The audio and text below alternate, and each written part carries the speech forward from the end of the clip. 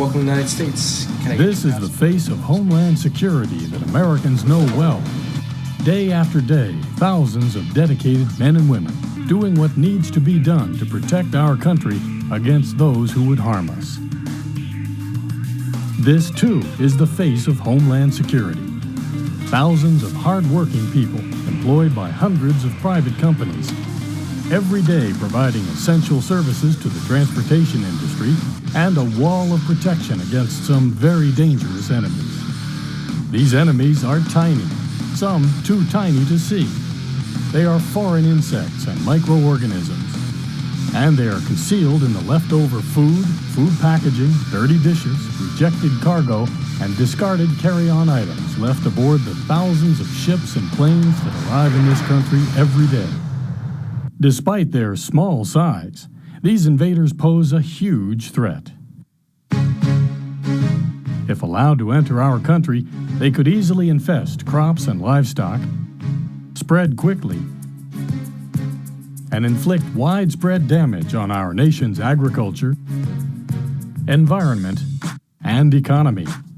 This makes collecting, isolating, and disposing of foreign garbage a critical job. It's a job that requires vigilance, consistent procedures, the right equipment,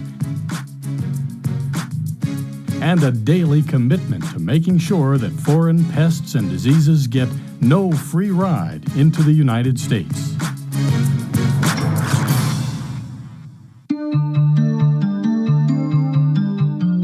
Many pests and diseases that plague agriculture in other parts of the world are virtually unknown here in the United States. This is not the result of good luck, but of a lot of hard work on the part of both government and private companies. For more than 100 years, the U.S. Department of Agriculture has been developing and enforcing agricultural regulations to prevent harmful insects and microorganisms from entering the country. Today, APHIS, USDA's Animal and Plant Health Inspection Service, heads this effort, in partnership with U.S. Customs and Border Protection, an agency of the Department of Homeland Security. But much of the day-to-day work of applying those regulations to protect America lies with hundreds of private firms, compliance agreement holders, who have committed to disposing of what is known as regulated garbage, in strict accordance with USDA regulations. The regulations are specific and cover every aspect of handling and disposing of potentially hazardous garbage. Yet the responsibilities involved are handled in different ways in different settings. At large airports and seaports, for example, the various tasks are often divided among contractors. Caterers are responsible for removing all regulated garbage from galleys. Cleaners are responsible for cabins and cargo areas. Truckers or water taxis do the hauling. Processors do the sterilization or incineration. Yet there are endless variations on this arrangement. Some caterers do their own sterilization. Some processors offer hauling services. And at many private ports and airports, fixed base operators, FBOs, handle everything from collecting garbage to rendering it harmless. Regardless of the role you or your company plays, your objective is the same: strictly follow all regulations and procedures all the time. A single lapse, such as failing to properly seal a garbage container or failing to adequately clean up a spill, can cost you your job, cost your company a fine of up to $250,000, and even result in prosecution and jail time. The best way to understand the regulations and procedures involved is to see how experienced compliance agreement holders and their employees do their jobs. This international flight has just arrived. Passengers and crew have deplaned, and the catering crew is coming aboard to clear the galley. In accordance with regulations, they remove all equipment containing leftover food, unused meals, dishes, and utensils, food wrappings, even flowers, which can easily harbor pests. And before removing anything from the plane, they close and securely latch all portable food stowage containers and seal everything stripped from the galley in leak-proof containers that are clearly designated as containing regulated garbage. Their objective is to ensure that all regulated garbage is completely isolated from the environment. Meanwhile, the crew responsible for cleaning the passenger cabin has started work. They remove all food and items that have been in contact with food as regulated garbage. Often, cleaners will give any regulated garbage to the caterers to handle, since caterers specialize in handling food and food-related waste. In this case, the caterers have finished their work before the cleaners. So, under their own compliance agreement, the cleaners bag their regulated garbage and dispose of it according to approved procedures. Recycling is important economically and environmentally, and APHIS policies list specific procedures for recycling aluminum, glass, and plastic containers, as well as cardboard and paper. Only containers that have never held dairy products and have been kept separate from garbage may be recycled. Containers that have been in contact with dairy products or commingled with food waste must be incinerated or sterilized. Cardboard and paper must be clean, free of any animal material, and kept separate from food waste. Meat containers may not be recycled. All cardboard and paper for recycling must be baled. For ships, the procedures for handling regulated garbage follow the same rules. All regulated material is sealed in 4mm bags or clearly labeled leak-proof containers, which are stored prior to removal in a secure, easily identified area within the ship's rails. Offloading hazardous garbage must be done carefully to avoid damaging the bags or containers and exposing the garbage to the environment. On shore, the refuse is placed in a secure dumpster clearly labeled as approved by USDA for transport of regulated garbage. In addition to passenger areas, cargo areas aboard both planes and ships also require cleaning. This may involve removing and destroying shipments of plant material that cannot pass agricultural inspection. In cases where animals have been transported, cleaning personnel must follow regulations for collecting and isolating bedding and animal waste and disinfecting surfaces to ensure that all harmful microorganisms are destroyed. Disinfecting is also essential in dealing with spills. No matter how careful people are, accidents do happen. The important thing is to make sure that an accident does not allow pests or microorganisms to escape into the environment. Always be prepared to deal with spills. Have on hand plenty of regulation weight plastic bags, USDA approved disinfectants, and all the tools you need to do a thorough cleanup, including whatever personal protection equipment such as gloves, masks, and eye protection are required by your company and OSHA and EPA regulations. Always follow the disinfectant manufacturer's material data safety sheet requirements. The first priority is to contain the spill. If a bag has torn, seal it in a second bag. If a cover has come loose, secure it. Bag any spilled garbage. Clean and then disinfect the spill area with the proper solution of an approved disinfectant. Rinse the area thoroughly to remove the disinfectant.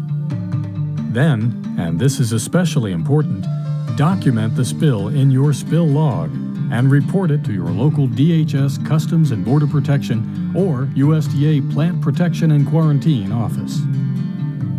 This allows qualified personnel to make a follow-up inspection to assure that there is no potential for contamination. Your spill log must be kept for 3 years from the date of the spill. Once regulated garbage is removed from a plane or ship, it has to be transported safely to where it can be sterilized or incinerated. For catering companies that have in-house sterilization facilities, this can mean hauling it just a short distance. But many ports and airports contract with independent processing facilities and rely on hauling companies to move regulated garbage, sometimes considerable distances by land or water. No matter how far the garbage must travel, it must be transported in leak-proof containers and in vehicles approved for this purpose. Overland hauling has specific requirements. Only trucks with enclosed beds may haul regulated garbage. No open or tarp-covered trucks qualify. The route between the pickup point and the processing facility should be as direct as possible. And because rural areas with their crops and livestock are especially susceptible to agricultural threats, a route through developed areas is better than one through the countryside. If restricted garbage must be hauled through rural areas, it must be sealed in containers that are rigid as well as covered and leak-proof. Otherwise, it must be enclosed in 4 mil bags in closed containers. For routes through urban areas, compactors and dumpsters can both provide adequate containment as long as they're used exclusively for regulated garbage and their lids and hydraulic mechanisms form a satisfactory seal. In all cases, containers used to haul regulated garbage must be clearly labeled International or Regulated Garbage, or have other approved identification. Always be prepared for the unexpected. Carry sufficient bags, tools, and approved disinfectants to deal with spills. Know how to safely clean up and disinfect spill areas. And remember to report to your CBP office not only spills, but also any traffic accidents or truck breakdowns. All such incidents require a follow-up to make sure that no environmental contamination results. At the garbage treatment site, the driver or water taxi operator must notify plant personnel that the load being delivered is regulated garbage and must follow their directions as to where to offload it. Once clear of the facility, it's the hauler's responsibility to wash and disinfect whatever containers were used, as directed by the local CBP office. All regulated materials removed from an international flight must be sterilized or incinerated. This means sanitizing all catering equipment, from stowage containers and food preparation utensils to dishes. And it means sterilizing or incinerating all regulated garbage and plant and animal materials. Some companies and facilities that service both international and domestic carriers treat all incoming equipment and refuse the same way. They sanitize all equipment and food service items and treat all garbage as regulated. This eliminates the need for maintaining separate areas and following separate procedures. It also avoids errors and possible cross-contamination. However, treating everything as regulated can be costly. So, many companies keep international catering equipment and regulated garbage separate and treat them differently. If this is the case with your company, the most important rule is to isolate all international equipment and refuse in their own secure area. The area should be clearly identified as containing only regulated material, and posters specifying the procedures for its proper handling should be present. All international catering equipment should be labeled as such. And all regulated garbage must be stored in clearly marked covered bins or containers. These containers must be used only to store and move regulated garbage. Any domestic garbage placed in them, even temporarily, must be treated as regulated to prevent contamination. Garbage cleaned from the dishes and equipment from an international flight must be treated as regulated. This means either grinding it in a garbage disposal that feeds into an approved sewage system, or scraping it into approved bags or trash containers, which are then stored in the regulated garbage area. When a spill happens inside a facility, the required procedure is the same as for a spill outside. Rebag the garbage. Clean the affected area with an EPA-approved disinfectant. Then flush away the disinfectant and any remaining debris. Reusable equipment such as dishes, silverware, trays, and containers are washed and sanitized using hot water and detergent. Once cleaned, they should be moved to the food preparation area to avoid any possibility of recontamination. When it comes to disposing of regulated garbage, there are several options. This caterer has an in-house sterilizer. A sterilizer uses a combination of high temperature and high pressure to destroy microorganisms and pests. For each load of garbage processed, the time and temperature of the treatment is recorded. The internal temperature at the center of each load must be maintained at a minimum of 212 degrees Fahrenheit, the temperature of boiling water, for at least 30 minutes. All records related to handling and processing foreign garbage should be kept for at least 1 year. After treatment, the garbage is no longer considered regulated and can be disposed of in a landfill. Cookers are essentially large pots used to heat treat regulated garbage. Unlike sterilizers, cookers are not pressurized. They rely on heat alone, again 212 degrees Fahrenheit, for 30 minutes or more to eliminate biohazards. Properly cooked garbage also can be disposed of in landfills. The most common disposal method is incineration. By regulation, all that can remain after incineration are ash, glass, and metals, which can be retrieved and disposed of separately. Because incineration reduces all biological material garbage to ash, it not only eliminates pests and diseases, but also minimizes the load on landfills. The sterilizer, cooker, and incinerator we've seen are operated on-site by companies who provide catering and cleaning services. But there are other options. Many companies offer off-site sterilization and incineration services, and caterers and cleaning companies send their regulated garbage to them for processing. These are usually large-scale facilities, and because they receive potentially hazardous materials in large volume and from many sources, their operations are regulated by specific rules and procedures. Incineration and sterilization companies must certify that regulated garbage will be treated quickly upon delivery. Each delivery must be weighed and its source recorded. You don't roll off coming up with international waste? Then it must be unloaded immediately, either into the incinerator or the incinerator pit for temporary storage. In some areas, regulated garbage is incinerated to produce energy. Waste energy facilities like this one burn refuse of all types to turn into electricity. When handling regulated garbage, they must conform to the same APHIS regulations as other compliant incinerator operations.